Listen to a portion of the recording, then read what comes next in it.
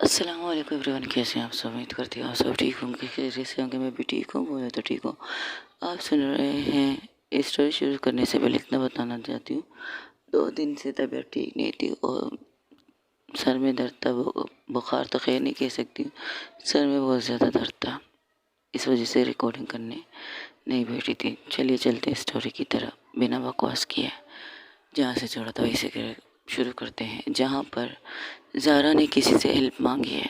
किससे मांगी है ये अब आपको आगे पता चलेगा, लेकिन ज़ारा ने हेल्प मांगी है। वो इंसान उससे फ्लर्ट पे फ्लर्ट कर रहा था। तब ज़ारा कहती है, तुम्हारी बकवास हो गई, मैंने मदद मांगी और तुम ऊपर मत्ते को क्या कहते हैं, एक कहावत है ना। अरे छोड़ो यार, कहावत शावत। तुमने ज़िंदगी में पहली बार, मैंने कई दफ़ा तुमसे कहा था तुम्हें मेरी हेल्प चाहिए बोलो, तुम्हें मेरी हेल्प चाहिए बोलो, लेकिन तुमने तब भी नहीं मांगा था हेल्प। अब मांगा है तो मैं दिल खोल के दूंगा ना तुम्हें हेल्प। तुम चाहो तो मेरी पूरी प्रॉपर्टी अपने नाम कर सकते हो, जाने मन, जान जमता मन, जाने जिगर। जी नहीं, इसकी ज़रूरत नहीं है। मुझे जितना चाहिए था इससे काम बन जाएगा। अगर काम ना बने ना तो मुझे बताओ, कौन गधे ने तुम्हें इस कदर मजबूर किया कि मुझ जैसे गधे से पैसे मांगो। क्योंकि तुम्हारी नज़र में तुम एक गधा हो नहीं, तुम एक काबिल इंसान हो। तुम वो इंसान हो जो अपने आप को पहचान चुका है। I like it. हाँ, ये भी तुम्हारी बहुत गलत हुआ है। अगर तुम मुझे रिजेक्ट ना करती, तुम मुझे ना समझाती, तो मैं आज इस बुलंदी पर कामयाब, मैं इस सीढ़ी पर नहीं होता। मैंने तब भी तुम्हारी मदद करने की कहा था, अब भी तुम्हारी मदद करने के लिए तैयार हो। आगे जाकर कल भी तुम जब भी कहोगी, जितना भी कहोगे, जैसे भी कहोगे, मैं तुम्हारी मदद करने के लिए तैयार हूँ सारा। बस एक कॉल कर लेना मुझे। और हाँ, थैंक यू सो मच इतने सालों बाद मुझे कॉल करने के लिए। वैसे आजकल क्या हो रहा है लाइफ में? कुछ खास नहीं। सुना है तुमने एंगेजमेंट की है, जैसे एंगेजमेंट का नाम आती है वो चुप हो जाती है। ओके, कुछ हुआ है क्या? सुना है तुम्हारे शहर में, तुम्हारे शहर की गलियों में एक बेवफा की हवा चल रहा है आजकल, बेवफाई का। तो क्या ये सच है? तब भी वो खामोश हो जाती है। तो तुम मुझसे मदद मांगने के पीछे उसका हाथ है? नहीं, उसका नहीं, किसी और का हाथ है।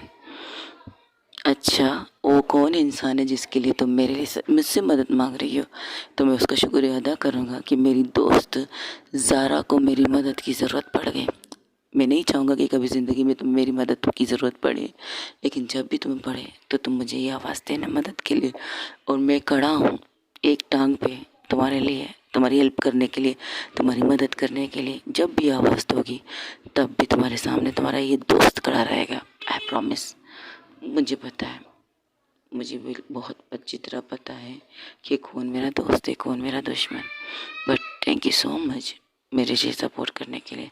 ठीक है, गुड नाइट। रात बहुत हो चुकी है। आई थिंक तुम अब भी ऑफिस में हो। हाँ, अभी थोड़ी देर पहले ऑफिस आई हो। ऐसा क्या हुआ है कि तुम्हें रात के 4 बजे मुझे कॉल करके, ये तुम्हारे पास तो दिन है या सुबह? हाँ, हमारे पास तो सुबह है, लेकिन तुम्हारे पास रात है। तो क्या हुआ है क्या? बचाना चाहोगी? नहीं, बताने के लिए कुछ है नहीं तो बताना नहीं चाहती। हाँ, इतना कहना चाहती हूँ,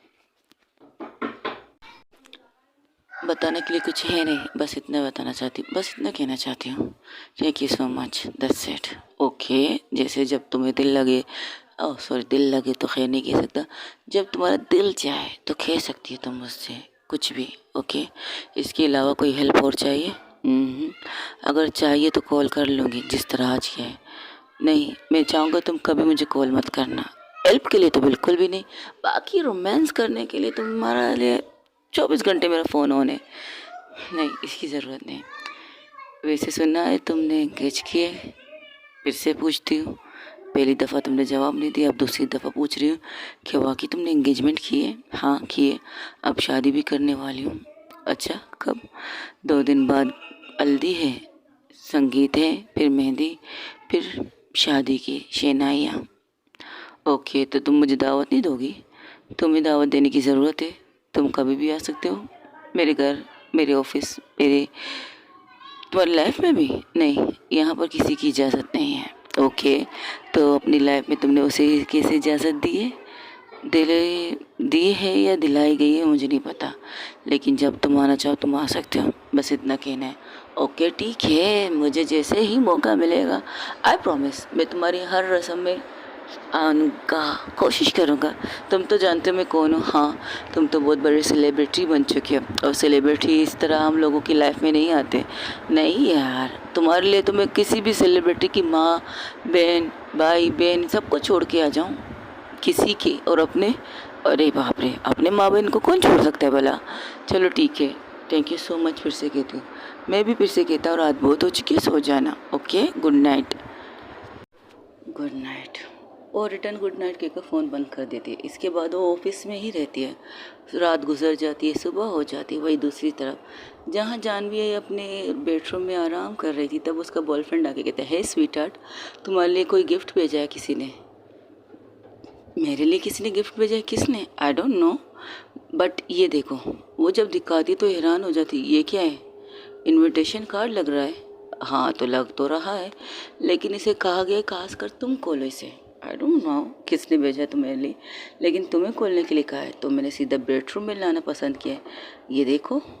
और जब कार्ड को खोलती तो उसका गुस्सा का लेवल आया हो जाता है। वो जो चीज़ें गिफ्ट में आई थी, हाँ, वो कार्ड में शादी का कार्ड था ज़ारा का, और उसके साथ सैम का नाम भी लिखा हुआ था, और इन दोनों की बहुत क्यूट सी एक खूबसूरत सी तस्वीर लगी थी। और उसके साथ में लिखा था कि शादी में ज़रूर आना, अगर दुआएं देने ही आना है, ब्लेसिंग करने आना है तो ज़रूर आना, अगर शादी को तोड़ने के बारे में सोचो तो मत आना, ये शादी होकर रहेगी किसी भी हालत में। नीचे उसके दादाजी का नाम लिखा था। और वो सारी चीज़ों को लेकर वो एक झटके से बेड से उतरती है, उन सारी चीज़ों को जो बहुत खूबसूरत से सजावट के एक साथ, जैसे एक ताल में एक कार्ड है, और नए आजकल फैशन कार्ड होते हैं ना, वैसी तरह की इनविटेशन कार्ड की तस्वीर, जहाँ सब कुछ था, एवरीथिंग इज़ परफेक्ट। लेकिन उसे गुस्सा आता है, वो सारी चीज़ों को बहुत ज़ोर से फेंकती है नीचे, और उसके कॉलर को पकड़ के कहती, पहले तुम्हें देखना चाहिए था।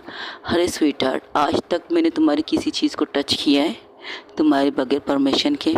मैं भी तो तुम्हारा गुलाम हूँ नहीं डार्लिंग, तुम्हें तो पता है मैं तुम्हारा किस तरह गुलाम हूँ।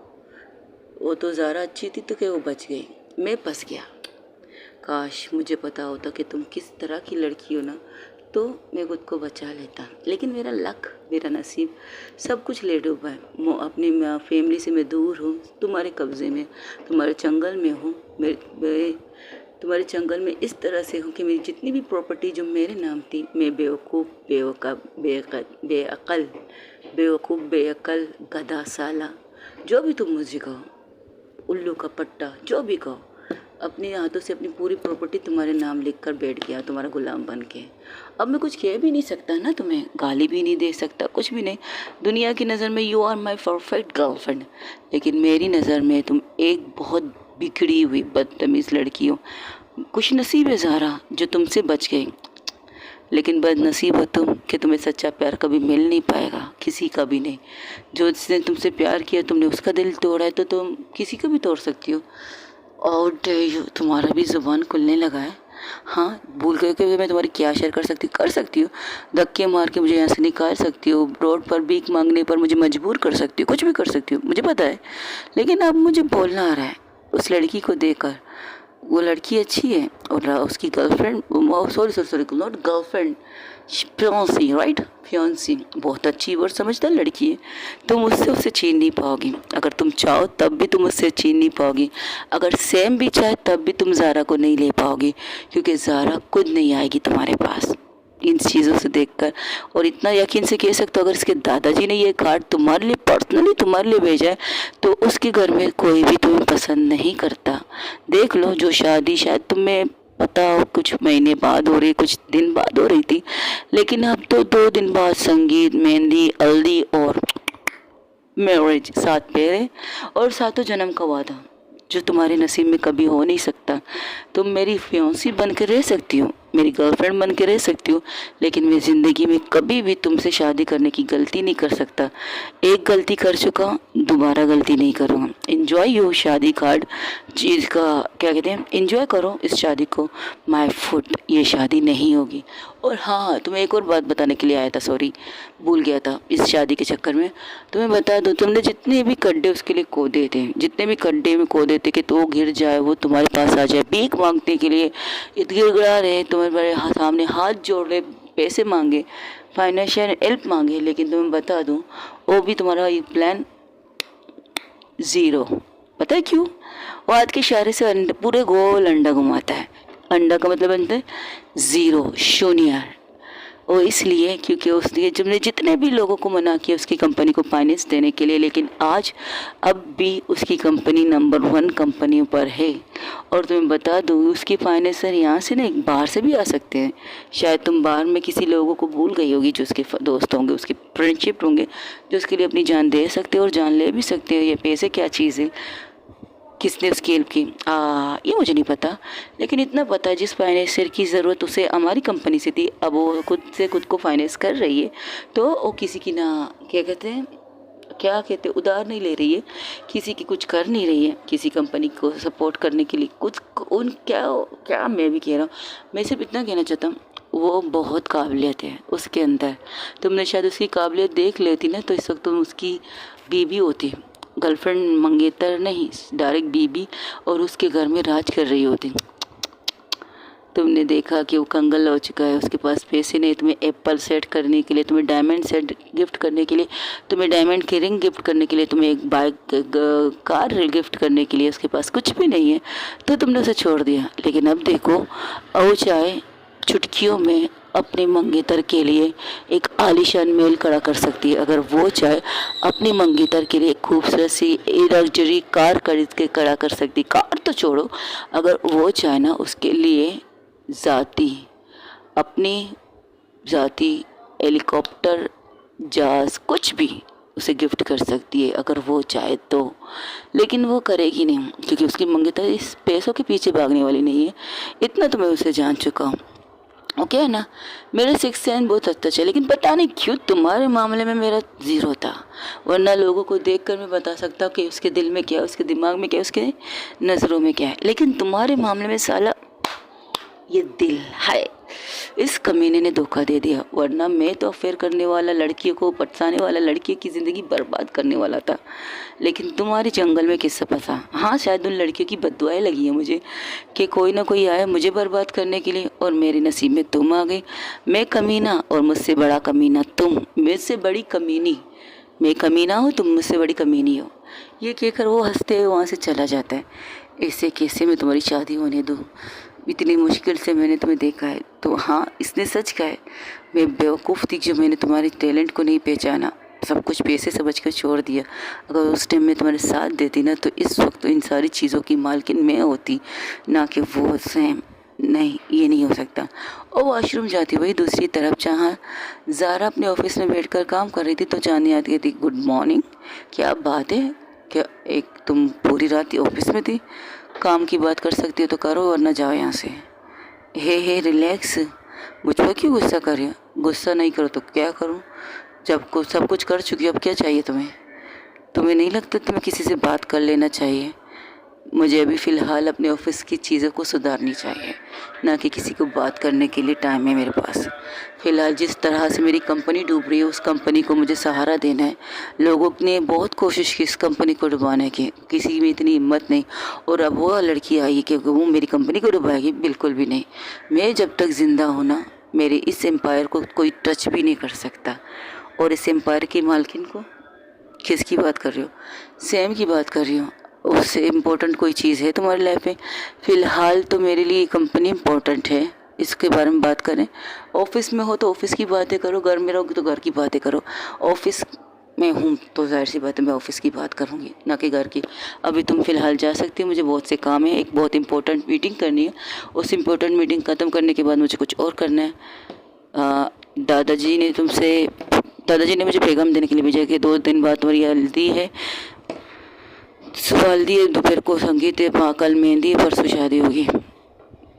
सो तो मैं क्या करूँ? तो तुम टाइम पे पहुंच जाओगी। गेट लॉस्ट, यही मेरा जवाब। देखो, अगर तुम सैम को छोड़ने का, मैंने कहा ना दफ़ा हो जाओ यहाँ से, ऑफिस के टाइम पे ऑफिस की बात ये कहकर उसे वहाँ से चलता कर देती और वहीं पर बैठ के वो मीटिंग करने की रात तकरीबन दोपहर के 12 बज चुके। दोपहर के 12 बजे उसके ऑफिस का दरवाज़ा खुलता है और एक लड़की एटीट्यूड के साथ अंदर आती। तो उसके साथ उसकी सेक्रेटरी थी। वो कह रही मैम मैम बिज़ी है, आप उसे कह रही हो ना। तब ज़ारा सर उठा के देखती तो सामने देखती है जानवी। जानवी को देखकर ना उसके चेहरे पर कुछ एक्सप्रेशन था, बस घूर के उसे देखती है। उसके कपड़ों को देखकर एक पल के लिए सिर्फ उसकी नज़रों में देखती है, फिर झुककर अपना काम करती है और अपनी सेक्रेटरी से कहती है तुम जाओ यहाँ से, लीवर। तो वो वहाँ से चली जाती है। वो सीधा आती है, उसके टेबल पर एक चीज़ फेंकती है धड़ाम से। वो उसका कार्ड की तरफ देख कर कहती है व्हाट द हेल, ये क्या मैनेज नहीं है तुम्हें? फर्स्ट ऑफ ऑल जब तुम्हें कोई इंसान कह रहा है कि मैं बिज़ी हूँ तो तुम्हें नहीं लगता कि तुम्हें वेट करना चाहिए? और दूसरी बात, मेरे टेबल पर इस तरह कोई चीज़ फेंकने का हक तुम्हें नहीं है। ये क्या है? खोलो इसे। तुम्हारे घर से मेरे लिए दावतनामा आया है और कहा गया है अगर मैं शादी को दुआएं देने के लिए आना चाहूँ तो आ सकती हूँ, वरना नहीं। वो दोनों हाथों को फोल्ड करके चेयर पर सुकून से बैठ जाती है। तो कहती है सो इसमें मैं क्या कर सकती हूँ? दावत तुम्हें जिसने दी उसे जाके जवाब दो। मेरे पास आकर क्या अपना टाइम वेस्ट करना चाहती हो? किसने तुम्हारी हेल्प की है? मैंने जब मना किया। दुनिया में दोस्त बहुत कम मिलते, दुश्मन बहुत ज़्यादा। तो समझ लो मैंने कुछ दुश्मनों के बीच में दोस्त बनाए हैं। यही समझ लो। फिर से कहती हूँ, यही समझ लो। दुश्मन तो बहुत से मिलते हैं, दोस्त बहुत कम मिलते हैं। लेकिन कभी कभार हमें दुश्मनों के अंदर भी दोस्त मिल जाते हैं। किसी दुश्मन को दोस्त बनाकर हेल्प ले ली।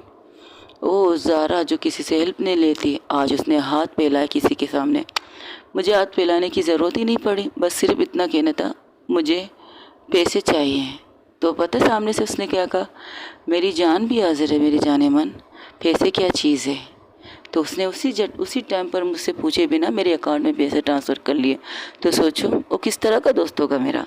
रही बात तुम्हारी और इस शादी की कार्ड की, तो इनविटेशन तुम्हें मिला है, अब तुम्हें क्या करना है ये तुम जानो। मुझे क्या, तुम्हें क्या लगता है कि तुम्हारी शादी हो जाएगी उस बेंजी सोकोड सैम से? Excuse me, doctor Sam.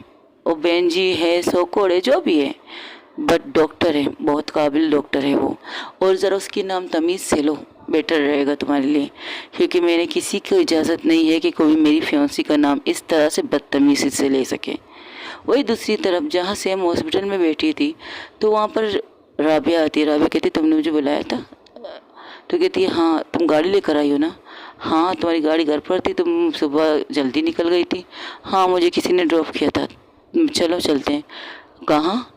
वो मुझे ज़ारा के ऑफिस जाना है। Are you serious? तुम्हें ज़ारा के ऑफिस जाना है, मतलब जी के ऑफिस जाना है? ऐसा वो नाराज़ ना हो जाए, मुझे उनसे बात करनी है। मैं उन पर ज़बरदस्ती थोपी नहीं जाती हूँ। अच्छा, सगाई भी तो ज़बरदस्ती हुई है, अब शादी भी होने दीजिए, क्या टेंशन है यार। अच्छा खासा शादी तो चल रहा है, घर में कदर तैयारियाँ हो रही हैं, सब लोग कितने खुश हैं। तुमने हर चीज़ से अपना हाथ निकाल दिया है, यहाँ तक कि तुम्हें शॉपिंग करनी चाहिए, इस वक्त शॉपिंग के बजाय तुम यहाँ बैठी हो। सीरियसली, मैंने कहा ना मुझे उससे मिलना है, उससे बात करनी है, उसे बताना है। वो चाहे जब भी चाहे शादी करे, मुझे कोई इतराज़ नहीं, लेकिन इस तरह से दबाव में नहीं। मैं उन्हें खोना नहीं चाहती, मैं उनसे बेतनाशा प्यार करती हूँ यार। वो उसके गले लग जाती है। राबिया उसे गले लगा के कहती देखो, जो चीज़ तुम्हारी है वो तुम्हारी रहेगी, कोई भी उसे तुमसे छीन नहीं सकता, कोई भी नहीं। अगर ऊपर वाले ने तुम्हारे लिए उसे चुना है, तुम्हारे लिए, तो कोई भी उसे तुमसे दूर नहीं कर सकता। कोई भी, मतलब कोई भी नहीं। कोई जानवी, कोई मानवी, कोई नांगनी, कोई चंगनी, कोई भी आए तो कोई भी तुम्हें उससे दूर नहीं कर सकता। मुझे पता है, लेकिन डर लगता है उनके बिजनेस को बर्बाद ना कर दे। अगर उसे कोई और चाहिए तो बोले ना, मैं हेल्प करने के लिए तैयार हूँ। जी से नहीं, वो मदद नहीं लेगी मुझसे। मैं जानवी से बात करूँ? अच्छा, क्या कहोगी तुम उसके सामने? भीख मांगोगी और अपनी ज़ारा की इज्जत की धज्जियाँ उड़ाओगी? तो इससे अच्छा तो मैं उनसे ही बात कर लूँ। ठीक है, चलो ऑफिस चलते हैं। जानवी बड़े एटीट्यूड से आकर उसके पास कहती है तुम्हें क्या लगता है कि तुम्हारी शादी मैं उस बेंजी से होने दूंगी? तुम जो भी कहो, तुम उसे जो इज्जत देना चाहती हो दो, मुझे कोई इतराज़ नहीं, लेकिन तुम्हें मेरे से भी प्यार करना पड़ेगा। भूल गई तुम मैं कौन हूँ? तुम्हारी वो मोहब्बत जिसके लिए तुम चांद तारे तोड़ कर भी लाने के लिए तैयार थे। भूल गई? वो उसके करीब आती है, उसके गोद में बैठ जाती है। ज़ारा सिर्फ एक नज़र से देख रही थी, ज़रा कुछ कहती नहीं है। ज़ारा सिर्फ इतना कहती है, एक्सक्यूज़ मी, मेरा गोद है, कोई चेयर नहीं जो तुम यहाँ के बैठ जाती हो, उठो यहाँ से। अरे स्वीट हार्ट, कभी कभार तुम तो ज़बरदस्ती मुझे अपने गोद में बिठा देती थी, याद नहीं तुम्हें? हाँ, वो गलतियाँ हुआ करती थी, इससे ज़्यादा कुछ हुआ था हमारे बीच में तो क्या हुआ, अब कर लेते हैं इससे ज़्यादा कुछ। मैं भी हूँ, तुम भी हो, और मौका भी है, और ये ऑफिस है तुम्हारा। वैसे एक दफ़ा मैंने तुमसे कहा था तुम्हारा ऑफिस देखना चाहती हो, तो तुमने कहा था मेरा ऑफिस नहीं, मेरे डैड का ऑफिस है। तो मैंने कहा था चलो जिस दिन तुम्हारा ऑफिस होगा, तुम्हारा केबिन होगा, उस दिन मैं तुम्हारे पास तुम्हारे गोद में बैठकर तुम्हें डीप किस करूँगी, याद है तुम्हें? तो ज़ारा कुछ कहना चाहती थी, तभी दरवाज़ा खुलता है। दरवाज़ा जैसे ही खुलता है तो सामने देखती है जहाँ पर सैम और राबिया खड़ी थी। सैम की आंखों में नमी थी। सैम ये कहकर पलट जाती, आई एम सॉरी, ये कहकर वो जाने ही लगती है। तब सैम कुछ नहीं, ज़ारा कुछ नहीं कहती, लेकिन वो जानवी खड़ी हो जाती। अरे अरे अरे अरे, वैसे भी तुम्हें सॉरी कहना चाहिए हम दोनों के बीच में आने के लिए। चलो खुद से मान लियो कि तुम सॉरी हो तो अच्छी बात है। अब तुम्हें नहीं लगता कि तुम्हें बीच से हट जाना चाहिए ये सब चीज़ें देखकर? तब ज़ारा सिर्फ इतना कहती है, एक्सक्यूज़ मी, मैं बात कर सकती हूँ? तुम यहाँ कैसे? कुछ नहीं, आप लोग एंजॉय कीजिए, मैं आती हूँ।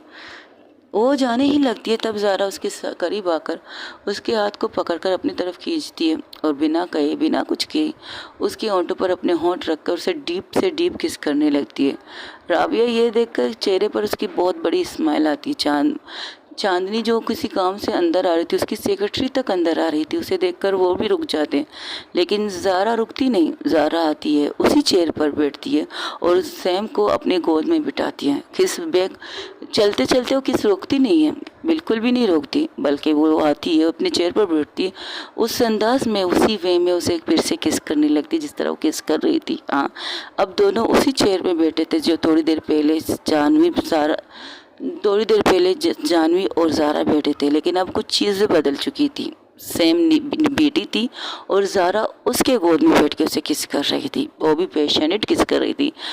सैम पहले हैरान थी, लेकिन जब ज़ारा इस तरह से उसे डीप से डीप किस कर रही थी तब सैम भी अपनी आंखें बंद कर लेती है और अपनी किस को कंटिन्यू करती है। हाँ, अब वो सैम भी उसे किस कर रही थी। किस तकरीबन 10-15 मिनट तक चलती रही, किस रुक नहीं रही थी। तब वो क्या करती है, जो जानवी थी उसके सामने एक बहुत बड़ा खूबसूरत सा गुलदस्ता था, कांच का, पूरा टोटल कांच का था, ना कुछ मिलावट कुछ भी नहीं, पूरा गुलदस्ता कांच का था और उसके ऊपर अंदर गुलाब की बुके रखी हुई थी। तो उसे लेकर इतनी ज़ोर से ज़मीन पर फेंकती है कि वो पूरा चकनाचूर हो जाता है, लेकिन तब भी ज़ारा अपनी किस को रोकती नहीं। वो उसे भी उसी वे में किस कर रही थी सैम को, जिस वे में वो करना चाहती थी। वो किस करने के बाद खुद अपनी मर्ज़ी से रुकती है और सैम की सांसें बहुत ज़्यादा तेज़ थी। वो अपने दिल पर हाथ रखती है और आंखें झुकाती है, और जब आंखें झुकाती है तो ज़ारा उसके सर को ऊपर करके, चिन से उसके चेहरे को पकड़ के उसको सर को ऊपर करके उसके माथे पर किस करके कहती है, अब तुम बैठो, मैं आती हूँ। तो वो खड़ी हो जाती है और जब सामने देखती है जहाँ पर चांदनी मुंह खोल कर खड़ी थी और उसकी सेक्रेटरी सर झुका के खड़ी थी, लेकिन राबिया के चेहरे पर एक बड़ी सी स्माइल थी और वही दूसरी तरफ जानवी के चेहरे पर गुस्सा था। सो मिस जानवी, मैंने जो कहा था वो पुरानी बातें थी, वो पुराना ऑफिस था। अब मेरी ज़िंदगी नई तरीके से शुरू हो चुकी है, नई चीज़ें होनी चाहिए, नई तरीके होने चाहिए। शायद जिस तरह से डीप किस में अपनी फियांसी को कर सकती हूँ, उससे कई ज़्यादा डीप किस में किसी और को कर नहीं सकती। सॉरी। और रही बात आइंदा मुझे बिना परमिशन के छूने की गलती मत करना। अगर तुमने ये गलती दोबारा की ना, आई प्रॉमिस, मैं जितने डिस्टेंस में तुमसे खड़ी हूँ ना, उस डिस्टेंस को मैं 1 सेकंड में ख़त्म करके, जब कितनी फास्ट से तुम्हारा गला दबा के तुम्हें ख़त्म कर सकती है तुम जान नहीं सकती। रही बात मेरी कंपनी को किसी ने फाइनेंस किया, किसने मुझे पैसे दिए, ये तुम्हारे सर का दर्द नहीं होना चाहिए, ये मेरा सर दर्द होना चाहिए।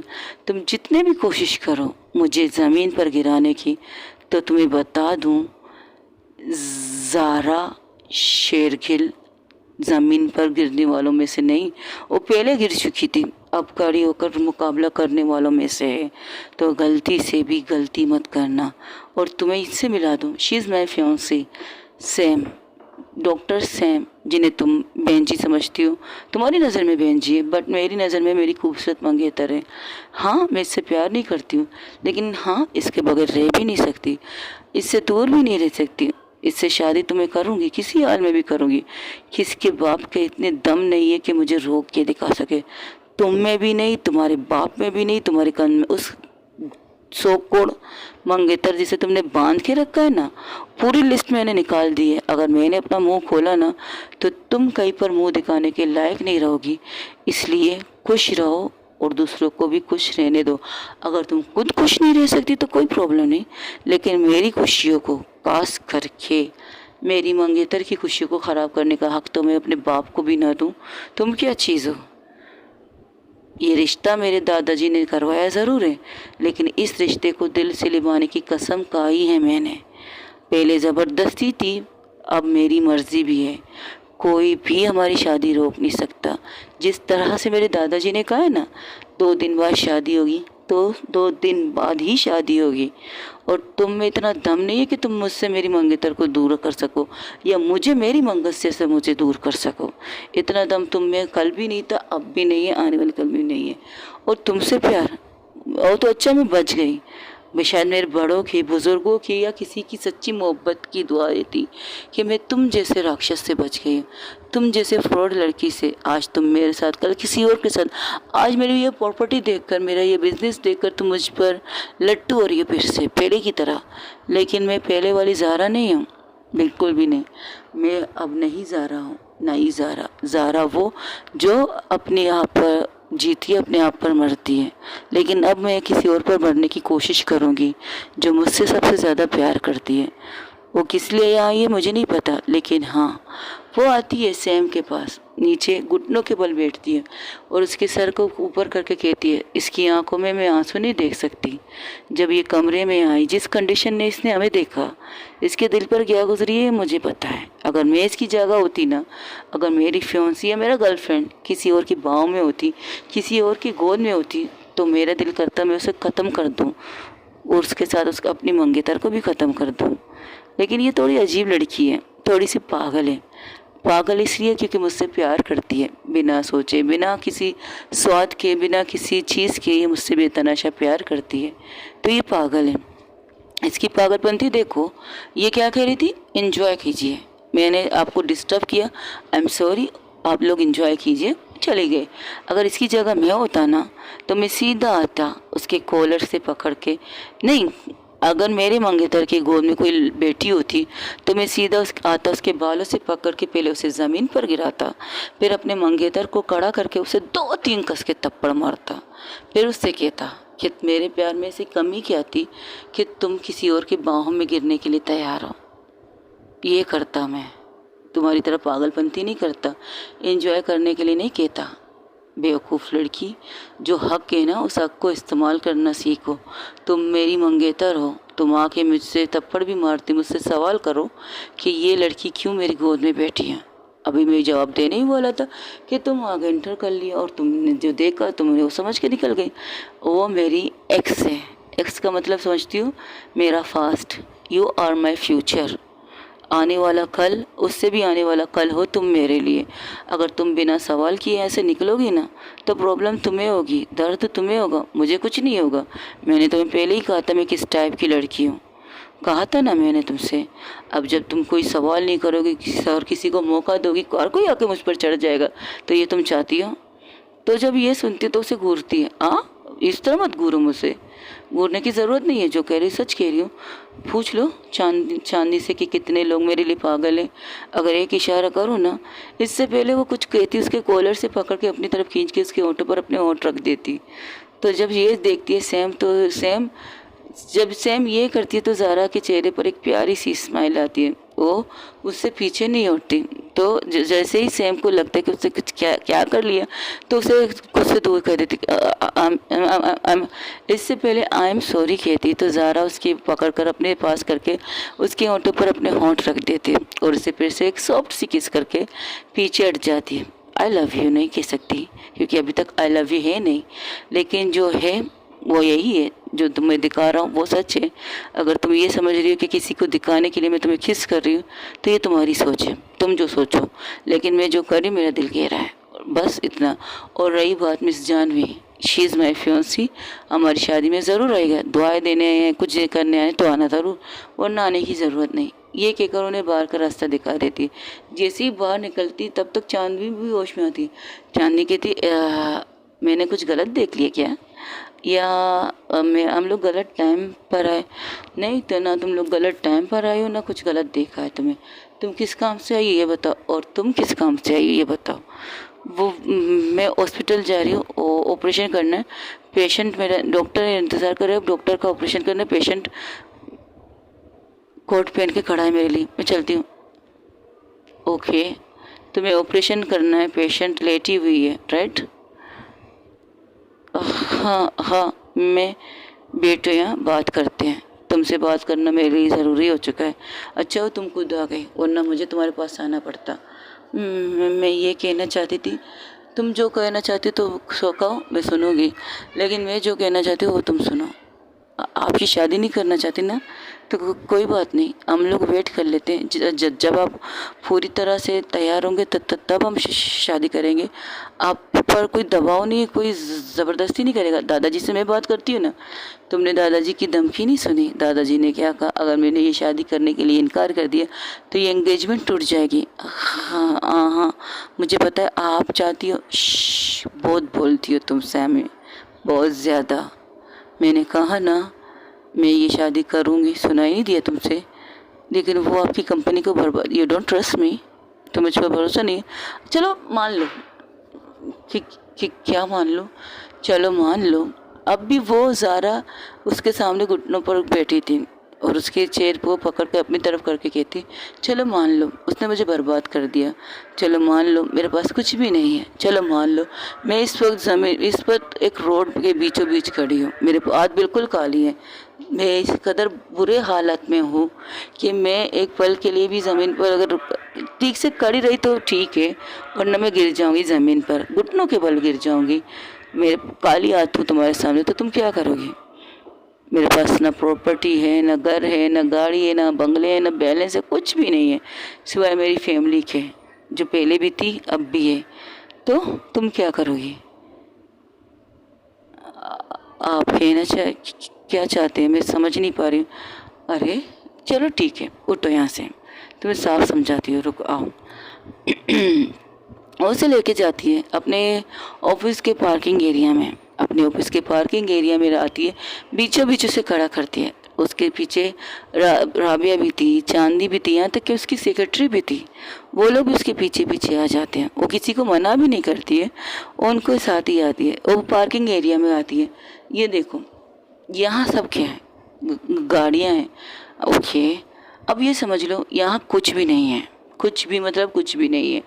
मैं ज़ारा, अब काली हाथ, एक मिनट रुको। वो क्या करती है, थोड़ा सा पीछे जाती है, अपने बालों को बिखेरती है। उसने बहुत खूबसूरत सा सूट पहना था, अपने बालों को बिखेरती है, जैसे कि ना इंसान तक हार के सब कुछ हार के आर्या व जोरी बन के आ जाती है। अपने टाई को ढीला करती है, उसके कोट को वो ज़मीन पर रेंगते हुए आ रही थी। अब मैं तुम्हें क्या दिख रही हूँ? आप एक, ऐसा लग रहा है कि वो एक इंसान जो सब कुछ हार चुकी है, तक हार चुकी है, वो बस चल रही है, परफेक्ट। और अब आई हो, मैं तुम्हारे सामने खड़ी हूँ। अब बताओ, मैं एक तक हार के सब कुछ हार चुकी हूँ, मेरे पास अब कुछ नहीं है सिवाय मेरे मॉम, डैड, दादाजी, भाई और उसकी मंगेतर के, उसकी फैमिली के। मेरे पास सिर्फ एक घर है। अब मुझे ज़ीरो से फिर से स्टार्ट करना पड़ेगा। वो लड़की आई, उसने मेरी सारी प्रॉपर्टी ले ली, सब कुछ ले लिया मुझसे, सिवाय मुझे ले नहीं पाई। उसे जो चीज़ चाहिए तो उसे मिल गया, लेकिन मैं उसे नहीं मिली, यानी कि ज़ारा उसे नहीं मिली। ज़ारा काली हाथ, काली दामन, काली जोली तुम्हारे सामने खड़ी है, तो तुम अब क्या करोगी? वो उसने सब कुछ ले लिया। सब कुछ ले लिया, यही समझ लो। तो वो भागते हुए आती है और कस के ज़ारा को हक करके कहती है, मुझे कोई इतराज़ नहीं है, मैं तो ये कहूँ कि तुम डॉक्टर हो, तुम कमा के खिलाओगी मुझे? नहीं, मैंने ये भी नहीं कहा। तो फिर क्या कहा? मैंने कहा अगर आप जब भी काली याद आएंगे तब भी मैं आपके पास रहूँगी, आपके साथ रहूँगी, आपसे प्यार करती हूँ, आपको छोड़ के जा नहीं सकती। तो बस दस इट। तो इतना यकीन करो कि ज़ारा को अगर तुम्हारी ज़िंदगी में कोई लाने वाला है वो मेरा दादाजी है। जब मेरे दादाजी ज़बान कर चुके तो मैं उसकी ज़बान की इज़्ज़त पास क्यों ना रखूं? तो क्या आप ये शादी दादाजी के कहने पर? नहीं, मुझे वक्त दो सकती हो तुम सैम, थोड़ा वक्त और दे सकती हो। शादी करूँगा मैं तुमसे, ये नहीं करूँगा। तो जब करेंगे तब करेंगे ना दादाजी। दादाजी को छोड़ो, उन्होंने जो तारीख रखी उन्हीं तारीख पे करेंगे। तुम मुझे वक्त दो, तुम मुझे वक्त दोगी, क्योंकि वो लड़की से मुझे इतना यकीन है वो इस तरह खामोश नहीं रह सकती। वो कोई ना कोई और कांड करेगी, कुछ और करेगी मुझे फंसाने के लिए, कुछ और करेगी मुझे तुमसे दूर रखने के लिए। इतना यकीन रखो कि मैं तुम्हारी थी, तुम्हारी हूँ और तुम्हारी ही रहूँगी। मेरे दादाजी ने मेरे लिए चुना है।